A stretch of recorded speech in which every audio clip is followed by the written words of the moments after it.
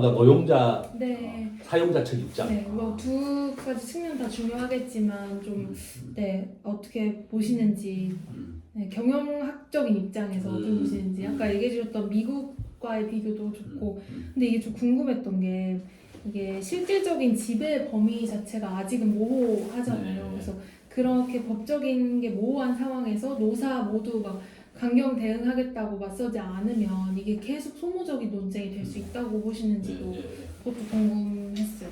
그리고 이게 직교섭이 이어지면 산업안전은 당연히 이제 논의가 돼야 되는 건데 그렇게 논의가 테이블로 나왔을 때 뭐 구조조정이라든지 임금, 성과금 이런 것까지도 다 좀 될 수 있다고 보시는지 궁금해요. 그런 게 좀 걱정이죠. 이제 문제는 예, 네. 좋습니다. 예. 네. 이번 노란봉투법 시행이 기업들에게는 좀 어떤 의미가 있는지 대략 말씀해 주세요. 저는 이제 2025년 기준으로 외국인 직접 투자, 우리나라에 외국인들이 와서 공장을 짓고 하는 걸 직접 투자라고 부르고 주식과 채권을 투자하는 것을 간접 투자라고 부르는데요. 우리나라 전체 주식 시장의 33%가 외국인 간접 투자입니다. 작년 말 기준으로 외국인이 한국에 투자로 들어온 직접 투자보다 한국 기업이 빠져나간 게 2배 정도 많습니다. 그 과거에는 5배까지 많은 적도 있습니다. 그러니까 외국인들이 한국에서 공장을 많이 짓고 일자리를 만들어야 우리 대학생 취업률이 올라가는데 작년 말 기준으로 우리나라 대학생 취업률 43.6%입니다. 절반도 취업을 못하는 것이 현재의 상황이다. 가장 큰 이유 중에 하나가 이렇게 강력한 노조 때문에 그렇습니다. 노란봉투법도 이번 3월부터 시행이 됐죠.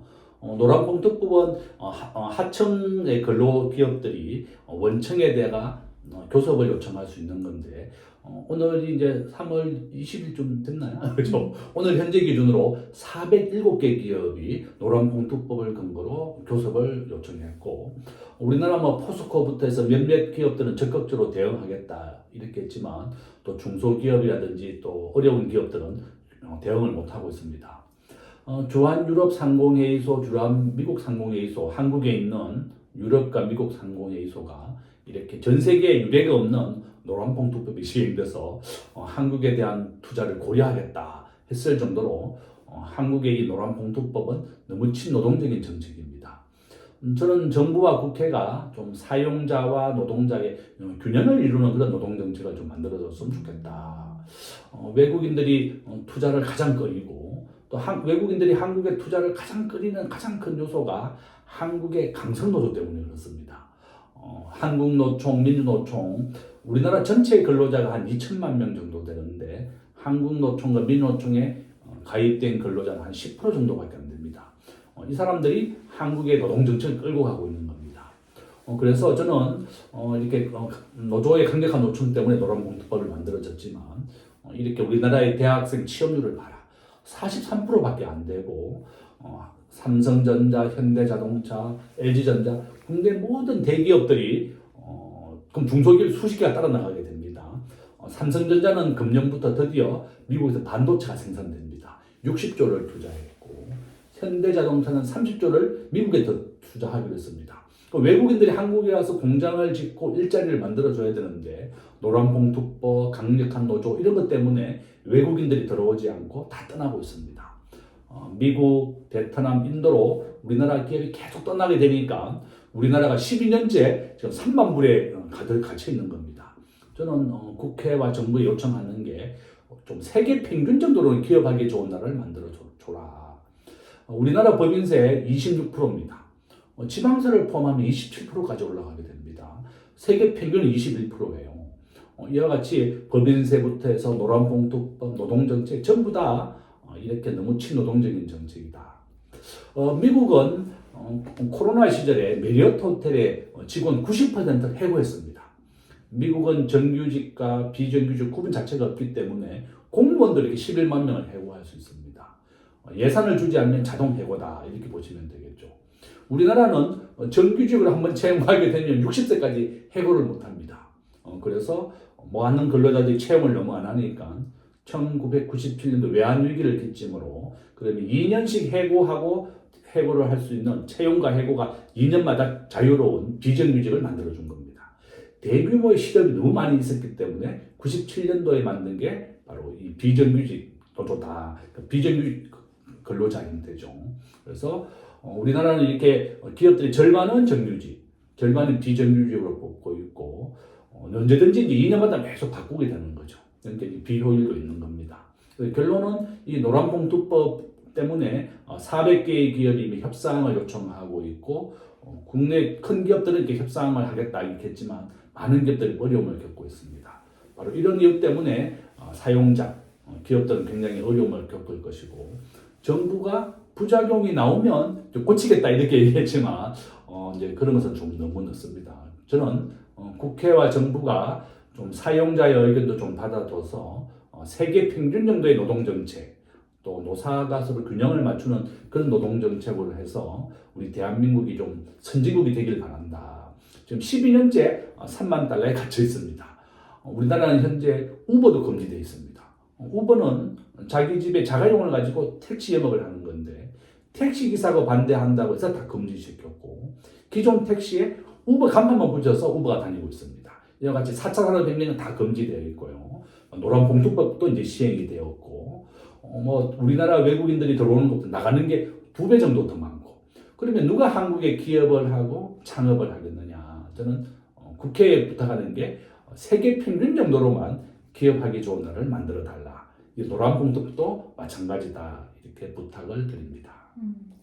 그럼 지금은 또 이 법적인 잣대가 좀 모호해서 계속 이렇게 소모적인 논쟁이 이어질 수 있다고 보시는지 그러면 이렇게 계속 하청과 원청의 이런 논쟁이 지속되면 우리 산업 경쟁력의 근간까지 좀 흔들릴 수 있다고 보시는지도. 그렇죠. 우리 대한민국은 GDP는 세계 13위, 제조업은 세계 5위의 강대국입니다. 미국, 중국, 독일, 일본, 그 다음에 한국입니다. 이렇게 한국의 산업의 가장 근간을 이루는 게 바로 제조업인데 이렇게 원청과 하청이 이미 교섭 요구가 400개나 넘어 들어왔습니다. 여력이 없는 중소기업들은 대응하기가 굉장히 어렵다. 저는 이렇게 입법도 분명하고 명확하게 해줘야 됩니다. 그래야만 혼란이 없는데 아주 좀 애매하게 되어 있고 국회도 이게 문제가 생기면 다시 수정하겠다 이렇게 얘기했지만 그게 또 혼란스럽죠. 저는 기업들이 부탁하고 싶은 것은 이렇게 하청 노동자들이 온다 그러면 적극적으로 한번 검토를 해보고 그 사람들이 요구하는 것은 뭐 안전에 대한 문제라든지 지금은 또 사회적인 책임이 중요합니다. ESG가 환경, 사회적인 책임, 지배구조를 말하는 건데 지금 기업이 과거에는 돈만 버는 것이 이제 기업이었다.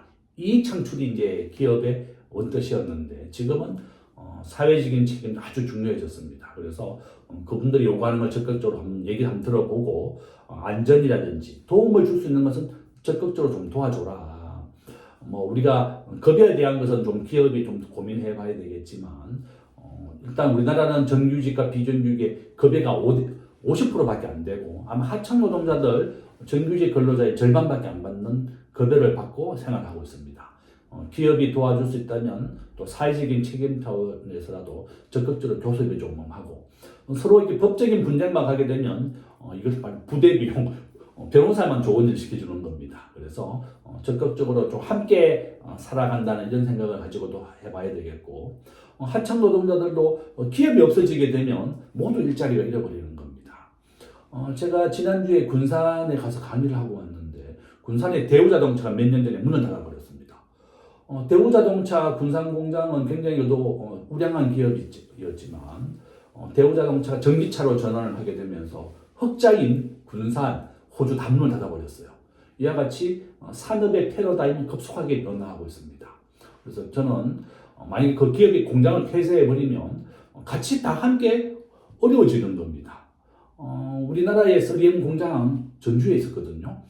근로자들이 급여를 더 올려달라 이렇게 요구를 하니까 3M이 어떻게 됐는가 하면 한국 공장 문 닫아버렸어요. 그러면 모든 사람들이 실업자가 되는 겁니다. 그래서 기업 노동자들도 사용자, 기업에게 대해서 서로 상생할 수 있고 함께 커갈 수 있는 그 정도 범위를 요구해야지 기업이 수용할 수 없는 것을 요구한다든지 경영에 개입을 한다든지 이런 것은 무리다. 그러면 외국 기업도 다 떠나버리는 겁니다.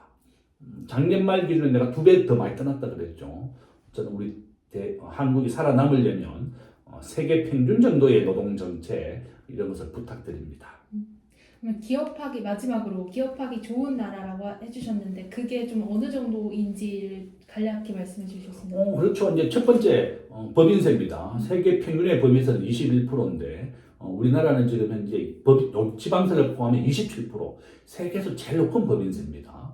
두 번째, 4차 산업혁명에 대한 규제 부분입니다.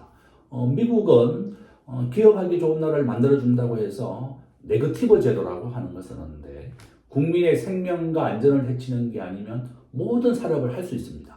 원천적으로 사업을 하고 문제가 생기면 이제 규제를 하는 건데 우리나라는 파지티브 제도라고 해서 정부가 허락을 해야만 신산업을 할 수 있습니다. 그러니까 정부에 우리가 우버 해도 될 거 했더니 정부가 하지 마 이렇게 된 거죠. 미국은 샌프란시스코 실리콘밸리에서 우버, 에어비앤비 모든 신산업이 탄생합니다. 자기 집에 있는 자가용을 가지고 택시 영업을 하는 거, 자기 집에 있는 빈방을 가지고 외국인에게 빌려주는 에어비앤비 이런 신산업이 계속 나타나고 있는데 한국에서는 이런 게 다 금지되어 있다. 우리나라에 지금 유니콘 기업 23개 있습니다.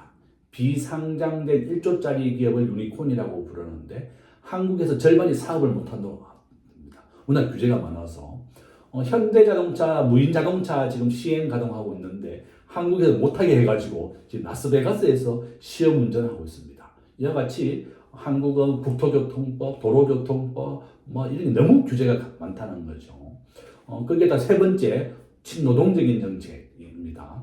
노사의 균형을 이루는 노동정책을 해줘야 되는데 이번 노란봉투법은 너무 친노동적인 정책이다 이렇게 주장하고 있습니다. 저는 미국에서 얘기했죠. 정규직, 비정규직 구분 자체가 없고 언제든지 해고할 수가 있다. 우리나라는 정규직은 해고가 불가능한 나라고 비정규직만 2년마다 이렇게 바꿀 수가 있는 정책이다. 아마 노동자들은 언제든지 기업이 해고할 수 있다 그러면 굉장히 막 싫어할 것 같은데 미국은 이렇게 대신에 미국은 근로자가 해고가 되게 되면 최고 한 2년까지 재교육을 한다든지 일자리를 만들어주는 정책을 합니다. 근데 우리나라는 이렇게 실업급여가 충분하지 못하고 이런 재교육이라든지 이런 것도 문제가 좀 있습니다. 그래서 저는 정부가 이렇게 상속세 문제도 있죠. 우리나라 상속세 최고 60%인데 OECD 평균은 15%밖에 안 됩니다. 우리가 알고 있는 싱가포르, 캐나다 상속세가 없습니다.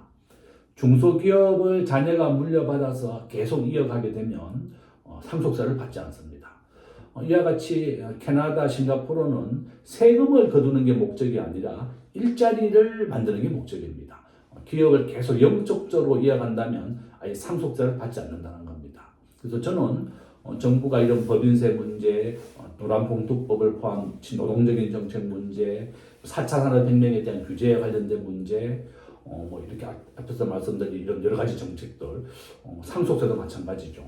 우리가 60%고 세계 평균은 OECD 평균은 15%고, 그다음에 법인세 같은 제일 낮은 나라는 아일랜드예요. 아일랜드는 아주 파격적입니다.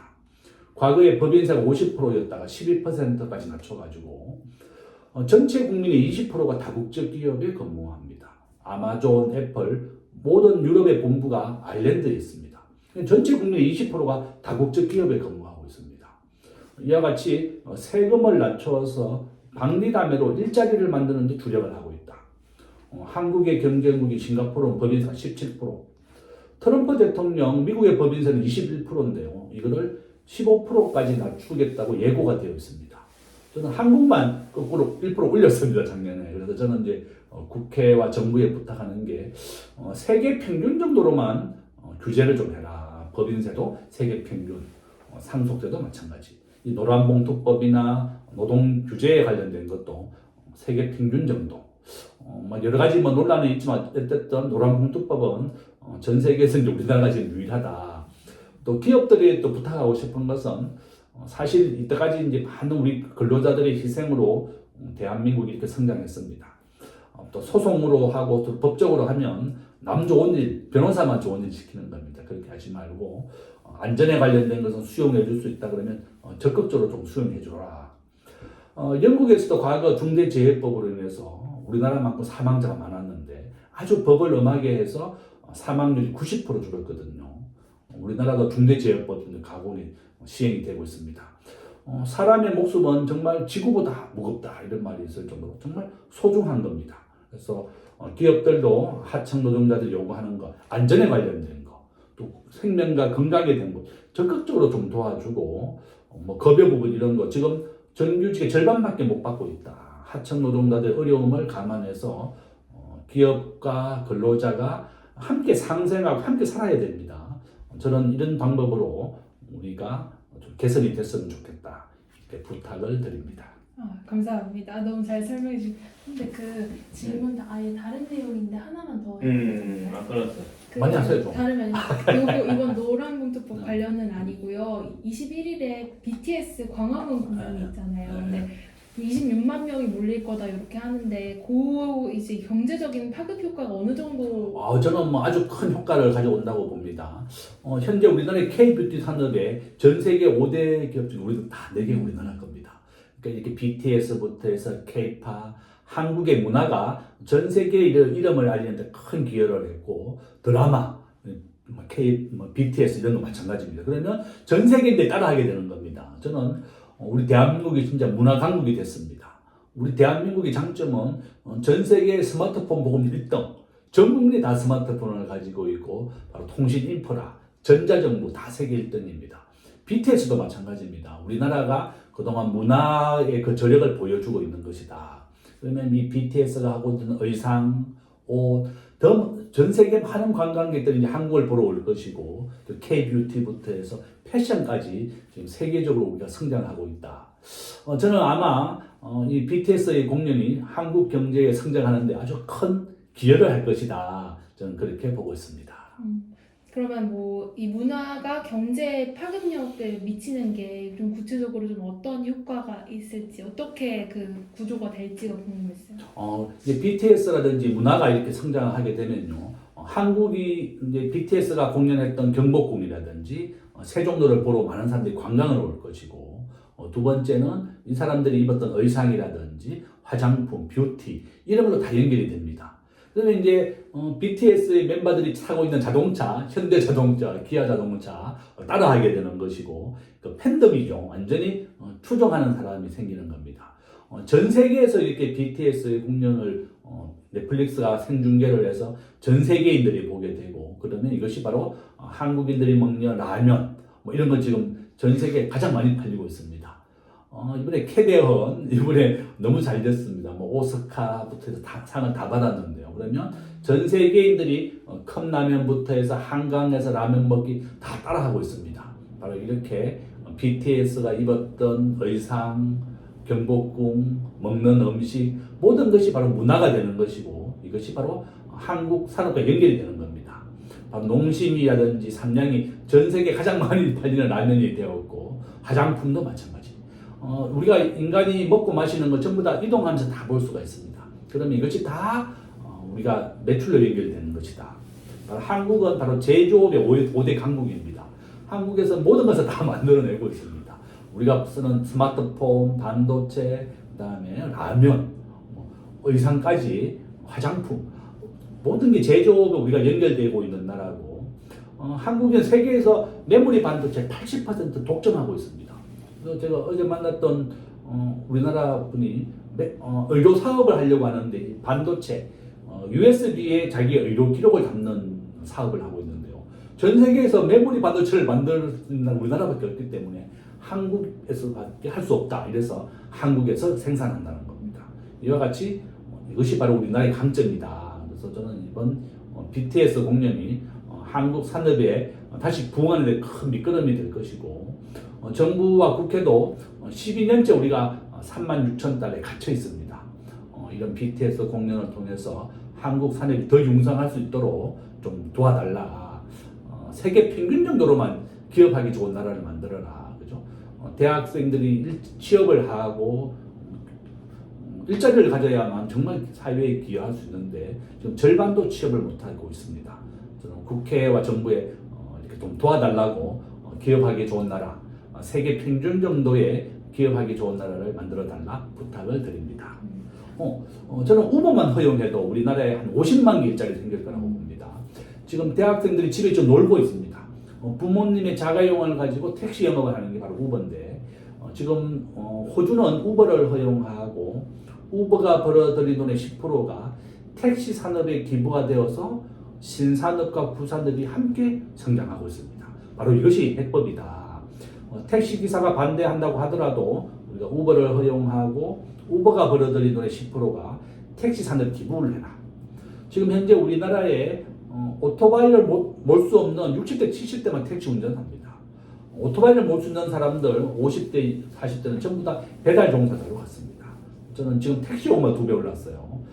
우리가 1876년도 개화기 때 이런 새로운 일본이라든지 다른 나라가 과학기술을 받아들이고 국가를 융성할 때 대한민국은 문을 닫고 과학을 받아들이지 못해서 우리나라가 망했거든요. 일본의 지배를 36년이나 받았습니다. 지금은 우리나라가 일본을 이겼습니다. 우리가 가장 먼저 디지털 혁명, 인터넷을 받아들이고 우리가 전자정부 세계 1등입니다. 지금은 우리가 4차 산업혁명을 함께 해야 됩니다.